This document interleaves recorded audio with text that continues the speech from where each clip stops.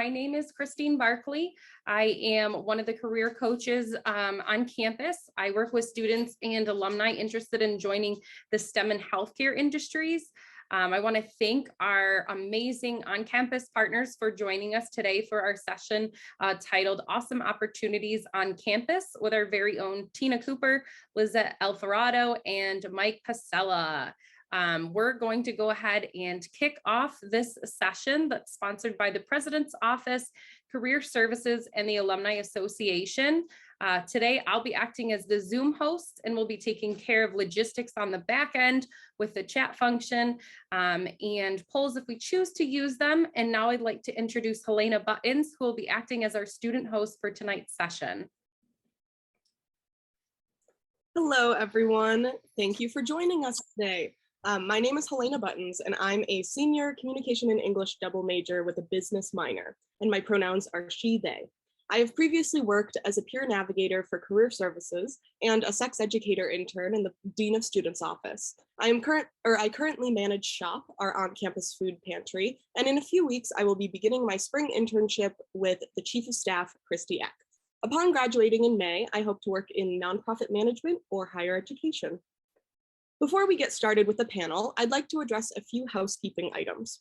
Tonight's event is being recorded and will be posted on the Imagine 2022 website, so you can dive back in and share with friends who weren't able to attend. You are welcome to use the chat throughout this session to engage with our guests as they present information, but you will also have the opportunity to chat with them individually in breakout rooms after the presentations have concluded. If you haven't already, please check out the events on the Imagine 2022 website so you don't miss out on any of the amazing sessions this month. The links will be shared in the chat. And now I'm so excited to introduce our panelists, Tina, Liz, and Mike. Starting with Tina, would you each mind taking a moment to introduce yourself, restating your name, your current position, and a bit about your position here on campus? Hi, I'm Tina Cooper. My pronouns are she, her. I'm our internship coordinator on campus. I work for the Excel office, experiential courses and engaged learning. I manage both of the off-campus internship programs as well as the on-campus internship programs that I will be talking with you tonight about.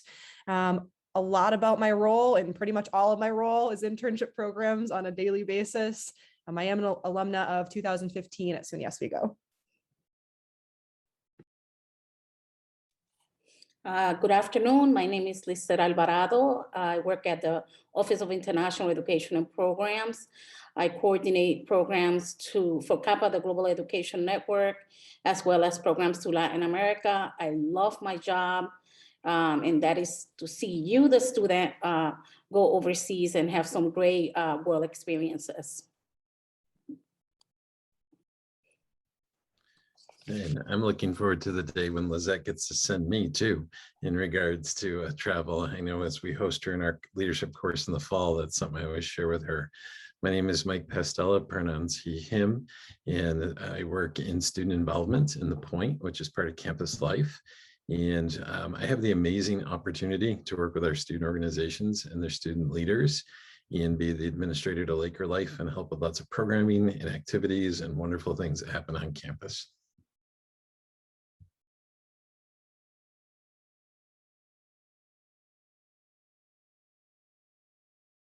Amazing. So if each of you wants to start doing your presentations, now would be the time to do so.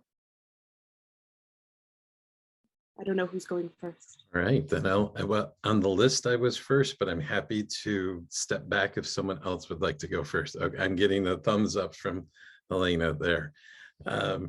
So I was going to open up with what for some of our students might be a throwback to their orientation, but for others maybe a first, because orientation's been so different the last couple of summers. But seeing the numbers of staff and students, I will encourage the students, if they'd like to participate, they're welcome to, but otherwise, we can have a little fun and put this on the staff. Because I was going to open up with not using a poll, but a quick math quiz. If anyone wanted to take a shot at how many hours are there in the week? And I do have the chat open too, so if you're welcome to unmute to respond, but you can throw it in the chat as well. Who wants to take a shot who's using their calculator quickly on their phone. How many hours in the week? Okay, well, I'm not Steve Harvey, but I'm going to say you're out of time. We're going to let the other family try and steal. Oh, wait, we got it 2 in quick. 168. That is correct. We have 168 hours in the week. So Christine barely gets in before Helena and responses there. So very cool stuff. So yeah, 168 hours in a week. So it's a lot of time, even though some weeks it doesn't feel like there's enough. But that's a philosophy course we can teach on the side if we'd be better off if there were 188 hours or if we'd actually be worse off.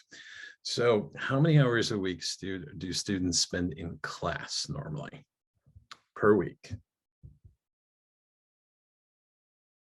15, yes. All right. So yeah, 15 to 18 hours is the norm. Sometimes people take a little more than that. Sometimes they may take 12.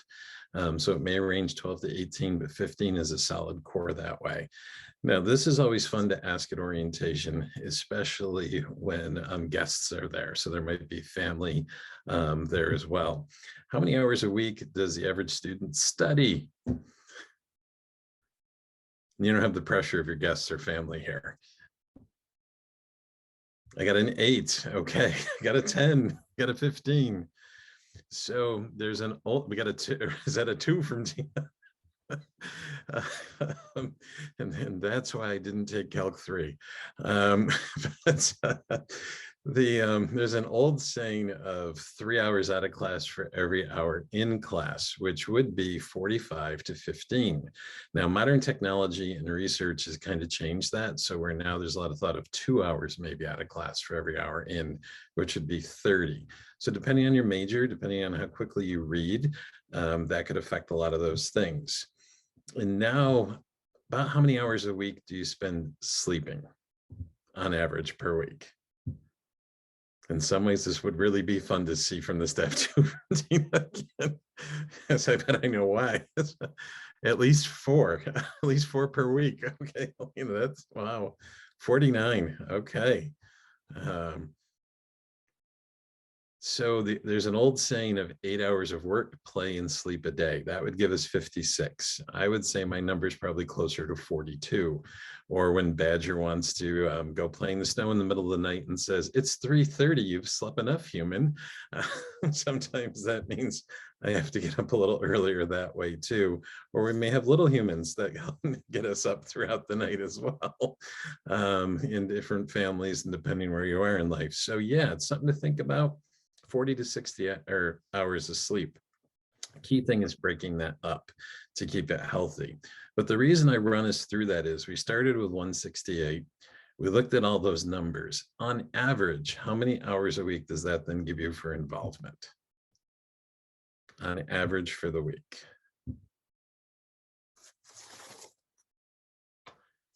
I'm seeing a 5 from NCCOC, and he was involved 5 hours a day.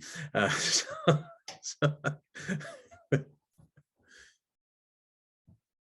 got a 42. I don't know if 42 is sleep, probably. Of course, 42, some would argue, is the answer to everything anyway. So on average, that's 55 hours.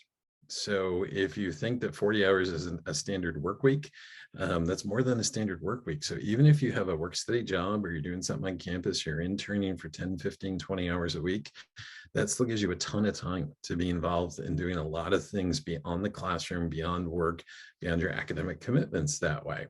And I was invited here today to kind of speak about that, but I more wanted to get you thinking about that before I speak about that. So then with that, I'm going to share my screen and bring us into this cool place called Laker Life. And if in Laker Life, I'm already signed in, but you sign in if you haven't done that before using your regular credentials in regards to signing in for my Oswego, Blackboard, email, anything in those respects. You don't have to do anything special to get in.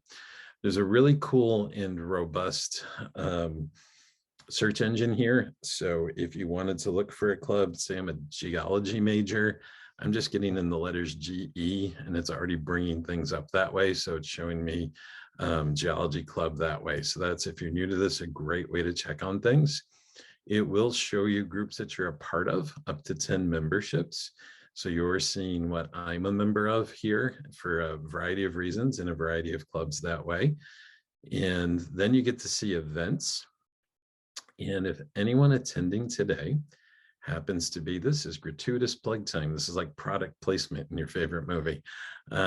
So if you're an officer in an organization or aspiring to become an officer in an organization, really want to invite you to think about attending Oz Pathway to Leadership, Build Better Organizations on Saturday, January 29th. We've got breakout sessions. We have an alumni speaker. It's going to be really cool, and we'll be throughout the MCC and updating this page with more details as that comes. So as you can see, there's events. There's not a lot posted right now because we are during winter break. Some latest news as well, so things to see there. But what I wanted to share first is going to the student involvement page, which is our page, which you're always welcome to check out, and wanted to give an opportunity to share from your fellow students, or in this case, for the most part, recent alums who were involved in how it really impacted them in their growth and time as active Lakers.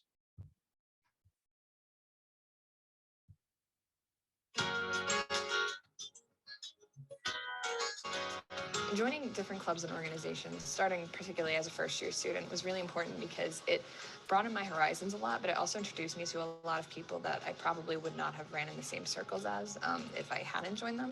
The clubs and the orgs that I'm a part of, that I involve myself with, have been since my freshman year. My entertainment, my engagement, my involvement for the most part. Before I came here, I was not a team player. I like doing everything alone, everything on my type of time. Like, I didn't want anybody telling me anything. But when I learned that I can be a part of a group that has the same goal as me, it really pushed me to want to become a member of it. They encouraged everyone to talk about, to be engaged and talk about things. And so it's one of the places that I was able to learn that I don't just have to keep my opinion in my head. For those who may be wondering or are looking for that sense of comfortability, I feel like ASO is something that you would feel really comfortable with, because we target bigger pictures and bigger topics that can engage a lot of people. So just having that support, knowing that you're not the only one, can go a long way. I'm learning things that I wouldn't have known about my campus otherwise, and I Sorry about that. Hopefully this is going to correct quick.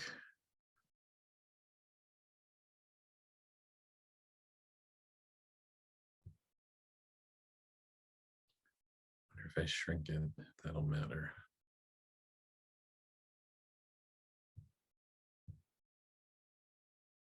I wanted to do things, but I always thought I wasn't doing enough. But you can do enough, and you can find these opportunities, and you can grow as a person. And I think that these organizations are a really great way to start with that. Just having that unity amongst people, and I feel like the campus is really doing a good job with making sure.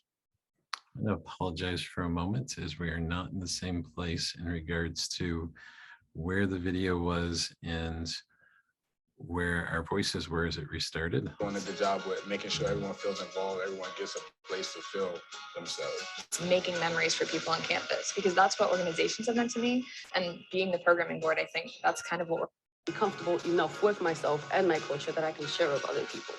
When you go to college, it's different. And here in particular, I'm glad that there are the outlets for people to speak about the things they care about and be with other people who care about those things. Joining an organization, that's what opened all of those doors for me, as cliche as that sounds. But at the end of the day, we're all Lakers, and I think we want to see each other grow and succeed.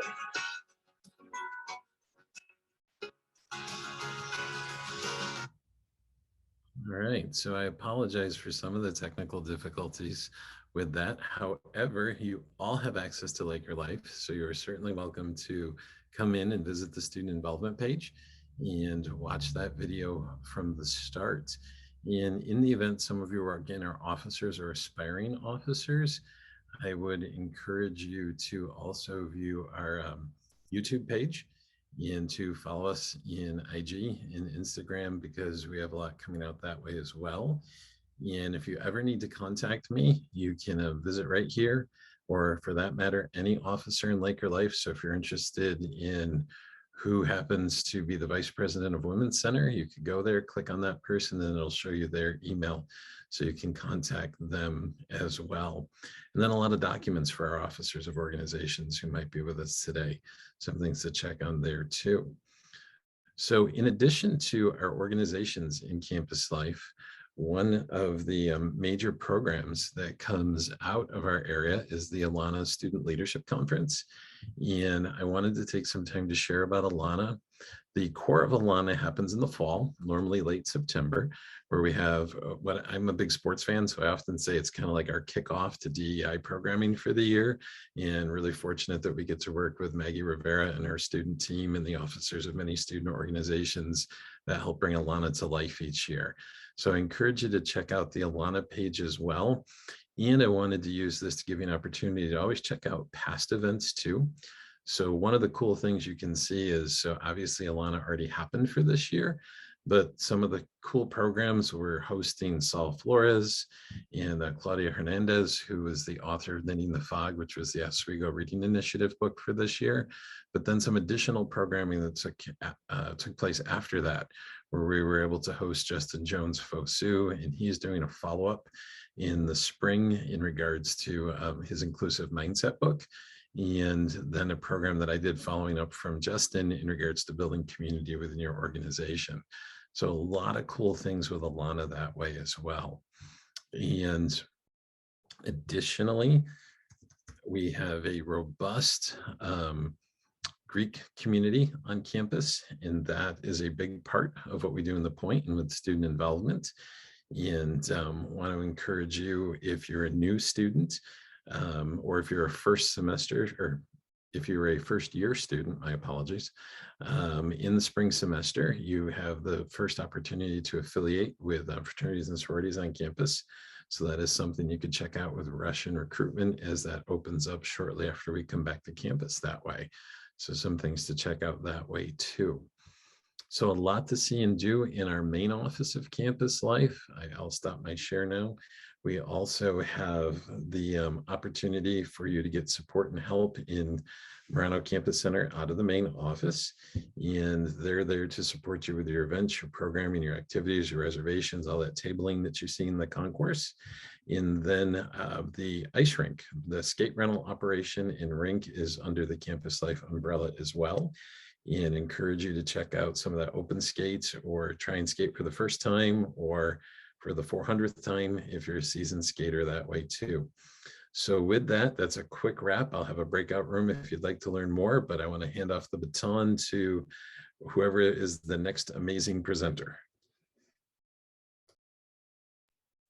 Thanks, Mike. I have to say, huge shout out for one, letting our students know that if you have an internship, it's about 8 to 10 hours a week on campus. I love that you remembered that. And two, that video included a picture of me at Relay for Life advising colleges against cancer, one of our many orgs on campus. And so, yeah, thank you for all that you do over there. Being an alum, I know how important these student organizations are to students. And so with that, I kind of want to talk about some other on-campus internship opportunities, and really keep in mind a lot about what Mike talked about is really relevant to what I'm about to talk about, because there are many people on our campus with the on-campus internship program that are looking for students who are involved to be recruited for their internship program. So very important if you are a freshman, sophomore student, especially thinking about even just attending your first meeting to a student organization. You will not regret it. You will find a great group, whether it be a professional development group, major-based or community-based, a lot of amazing organizations. All right. So with that, let me share my screen here. So I'm Tina Cooper. I am our internship coordinator on campus. I'm a 2015 alumna. I have been back here at SUNY Oswego, just entered back into my 5th year. Really excited to talk to you all about our on-campus program that has grown immensely over the past few years. We have seen over a 400% growth of our on-campus internship program in the past 3 years. My role at SUNY Oswego is to help develop new internship programs, help you get credit for academic internship programs. I work with sites, I work with faculty, I work with our lovely on-campus site supervisors. If it's internships, I'm usually involved. All of these fine people here in our Zoom room can attest to that. Essentially, our office, the Excel office, experiential courses and engaged learning. I understand that that is a lengthy name. We do go by the acronym Excel for our department. We oversee quite a few different experience types, including first-year experience, GST career preparatory courses, service learning, as well as the internship and co-op program being our largest program. So everything that we do in Excel, everything that you work with our department is first and foremost experience you can take credit for, both on a resume as well as academic credit towards your 120 degree credits. So a little bit about what to expect if you are thinking about being a part of one of over 50 on-campus internship programs. One of the things to know is that you should plan ahead for these types of programs. Most of our on-campus internship opportunities are available in the fall and spring semesters mainly. For example, we have many of our on-campus interns solidified and ready to go and registered for spring 2022 term that's coming up right now.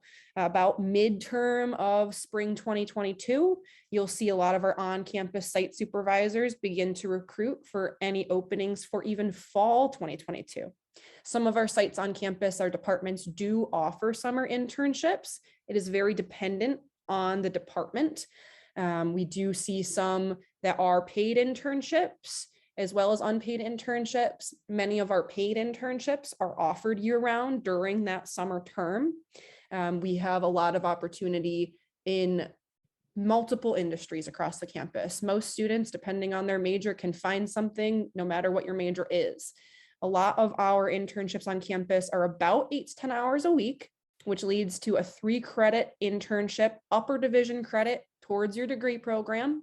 If you're in a program like human development, wellness management, you are a business minor, a lot of programs on campus do have required internships. We can help you to utilize an on-campus internship towards an internship requirement for your degree. A lot of majors in the School of Business do have the opportunity to earn business credit and utilize that towards an elective that you might need for your degree if you'd rather do an internship instead of take a class a certain semester. You should be junior status minimally by credit when you complete an on-campus internship program.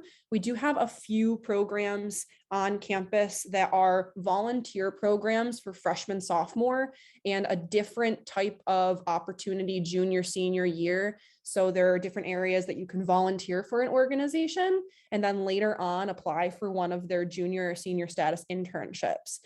Shout out to Helena, because Helena interning for SHOP on campus is actually one of those groups. You are able to volunteer for SHOP and eventually become an intern for SHOP if you're eligible.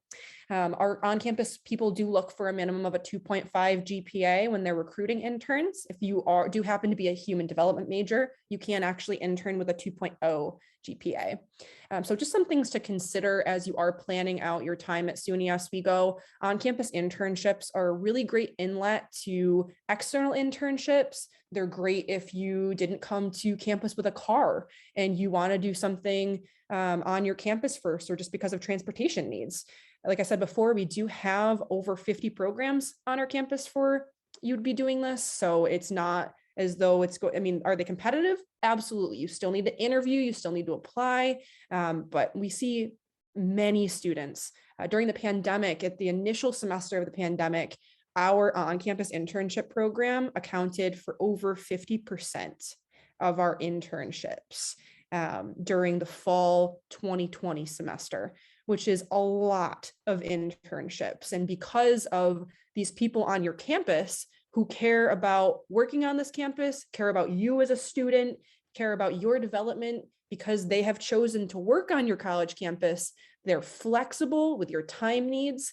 They are really, truly going to care about mentorship and supervision, communicating with you. A lot of pros to doing an on-campus internship.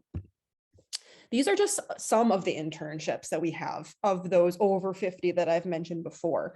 Many of these programs are consistently offered. For example, under SCMA, School of Communication, Media, and the Arts, we see promotions internships. I say promotions interns because it's plural, because we have so many of them offered through different departments on our campus. I myself host 2 of them every semester. Career services, shout out to career services and Christine Barkley, because each of the career coaches has an industry-based promotions intern that work with each of the career coaches over there. We have internships that are constantly being developed in each of these areas based on the school that you might be a part of in your major.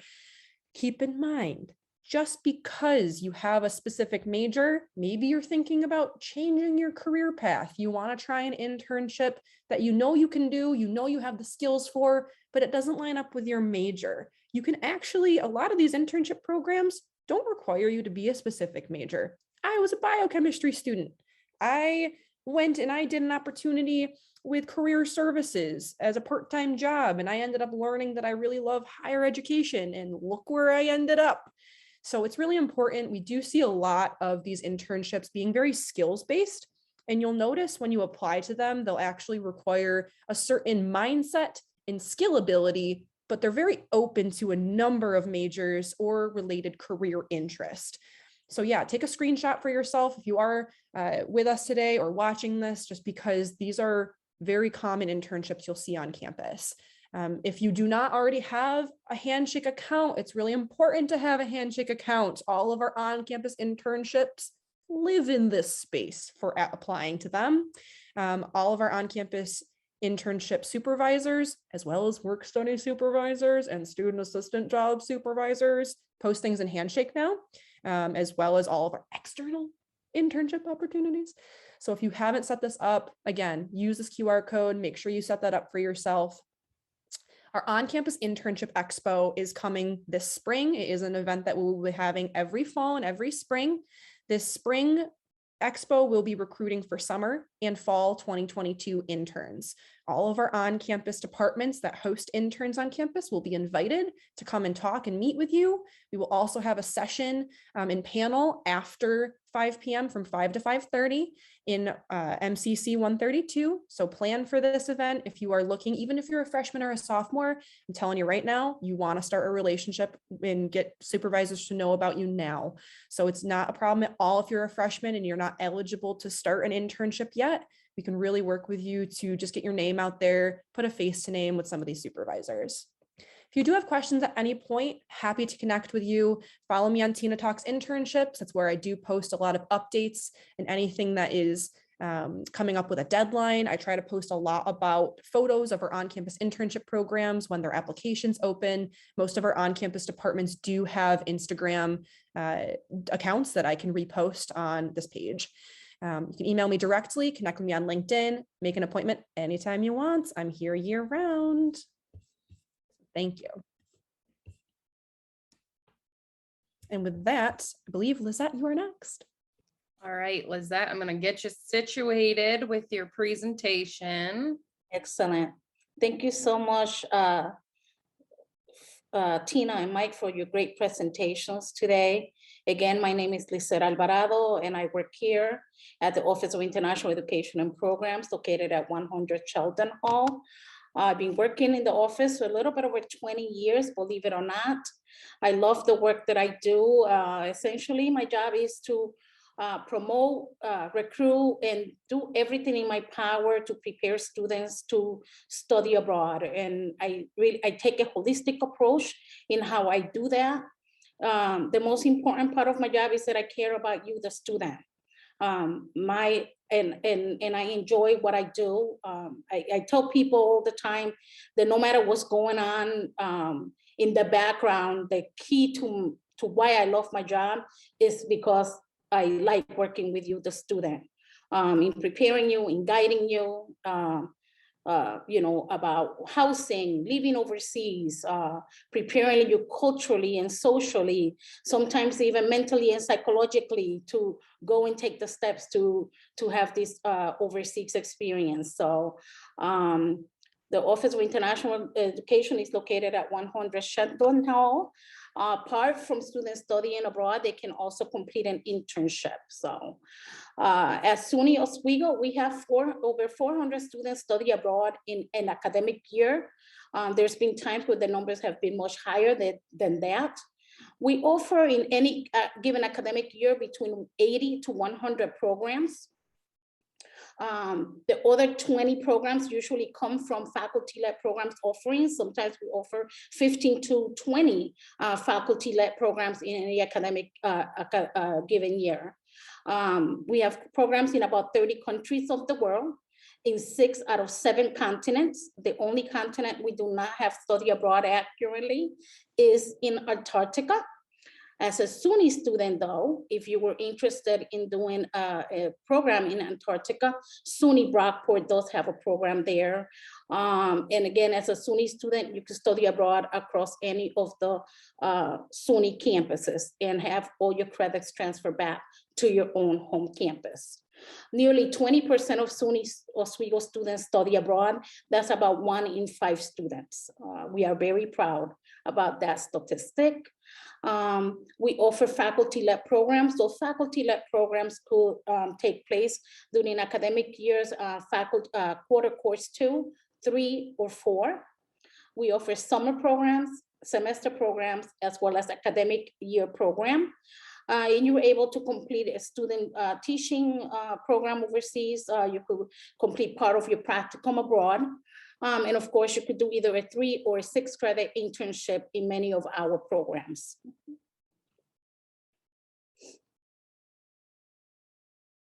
So why should you study abroad? Gain real world experiences at a very fast pace, okay? Experience another culture while sharing your own. Build a resume and gain academic as well as professional connections that will help you within your field and in your future.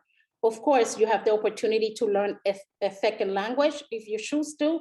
And sometimes, even if you're going to an English-speaking country, you will find out very fast that their accent is so much different than yours that sometimes you're like, oh my God, did I understand what they were even saying? Especially at the beginning of the program. So it's like your brain has to do a 360 turn sometimes to understand what is being said to you. And of course, take advantage of this great opportunity as a student while you are completing your college career.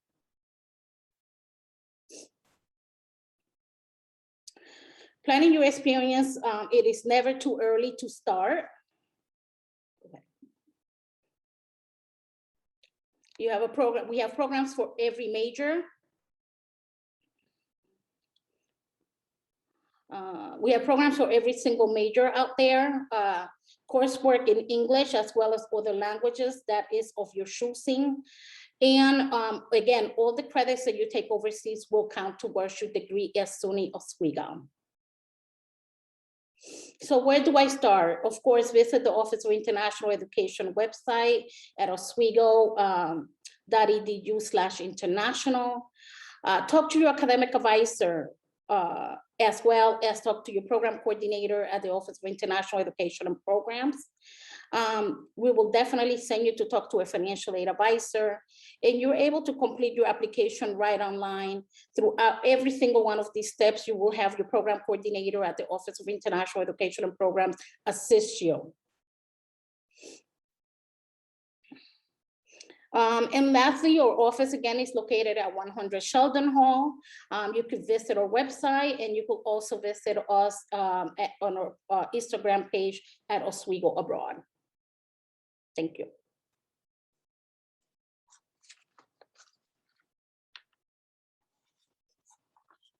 Awesome. Thank you so much. Sorry about the going a little click happy there with the presentation. My sincere apologies. So now we're going to go ahead and open the breakout rooms. So students and attendees, you're going to have the opportunity to join a breakout room based off of who you'd like to speak with, whether it's Mike, Lizette, Tina, and have the opportunity to really ask the questions that are kind of more personal or kind of more directly related to your scenario. And so I'm going to go ahead and open the breakout rooms. And this might go a little crazy. Let's see. I didn't pre-assign them with our panelists, so this is going to be fun. We're going to have to figure this out. All right, so room 1, I'm going to rename Mike's room. Mike, you can go into room 1. And Lizette, I'm going to rename the second one you, so you're 2, and Tina, you're 3. And those are all renamed. So open all rooms. That work? So you should be able to pick which one you would like to go to based off who you'd like to speak with. And then we're going to bring it back here at 4:55 or so to wrap up.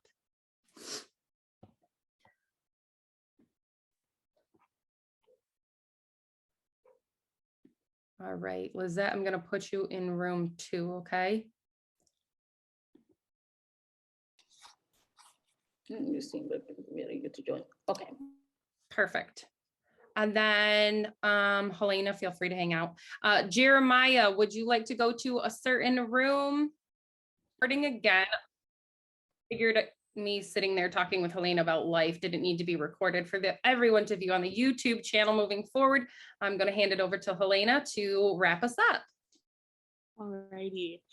Tina, Lizette, and Mike, we truly appreciate the time you took out of your busy schedules to be here with us today. Attendees, feel free to further connect with any and all of our guests after today if you have any additional questions you didn't get answered.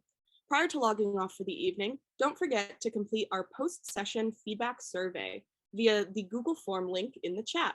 Please note, we are asking participants to complete this form every time they attend an Imagine 2022 session. Each successful submission will count as one entry for the week's prizes. The more events you attend and submit the survey for, the more chances you have to win. Once again, a huge thank you to our campus colleagues and all that attended this awesome session this evening. We encourage you to check out the Imagine 2022 website and save the date for any upcoming sessions you may be interested in.